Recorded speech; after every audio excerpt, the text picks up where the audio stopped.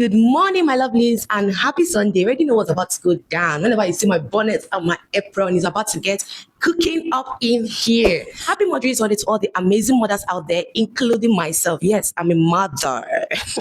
So, guys, today I'm going to be feeding plenty people, and we're going to be making something spectacular, something delicious today. We're going to be making fried rice with chicken. It's one thing to make jollof rice in big quantity, and it's another thing to make fried rice in big quantity. So this is me breaking yet another of one of my records, which is cooking the largest pot of fried rice. I'm going to be testing my culinary expertise.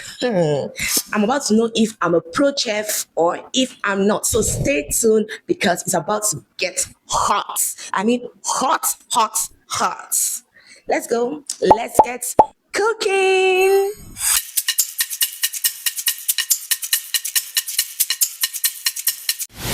From the intro, you already know that today is Modern Sunday, and I just knew I had to go all out today. I wanted to make something that felt like love in a pot, something that fills the house before you even taste it. You already know what's on the menu: Shanghai fried rice and chicken, not your normal fried rice. So this one had the mission. First things first, we had to prep everything. I'm talking about the fresh vegetables, washing, chopping, colors popping. You know, when you hear fried rice, remember the colors of the rainbow. Then the chicken. I actually prepped that from yesterday. I marinated, cooked a little, and let it soak in all that seasoning. Like I always tell you, your broth is your base for your rice. It makes or breaks your rice, trust me. Today, the chicken is not just cooked, but it is properly cooked. Put that kind of flavor that hits your taste bud and never leaves. That's the goal we are going for. Because everything was going smoothly, I was in my zone, feeling like Hilda Passy. And the devil tried, but he failed. My cooking gas finished. Right when I was cooking my rice, honestly, I almost cried at this point because why today of all days? You know what I've learned today? That before something good happens, there will always be small trials and tribulations. I didn't panic. Instead, I moved fast, quickly got a replacement, and continued like nothing happened. But there is no quitting in my kitchen at all. Let's take a little moment to appreciate the beauty of this oil. Like Negodu Mano.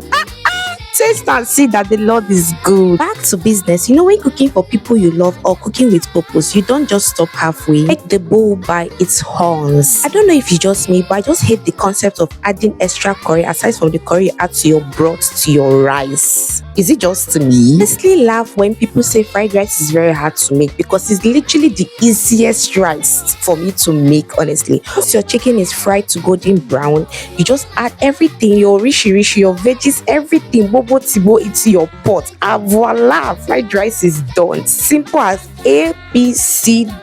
At this point, my vision was coming to life. You can see that colors. The color is popping. Like, I was feeling myself at this point. I was feeling like, yeah, okay, we're getting there. The record is getting to be broken. Okay, let's go. I hope you can see why you should patronize me, because cooking for me is not just about food.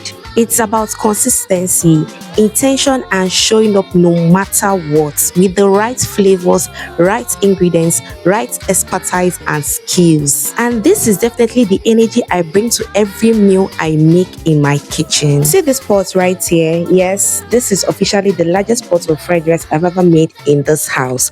Record broken again.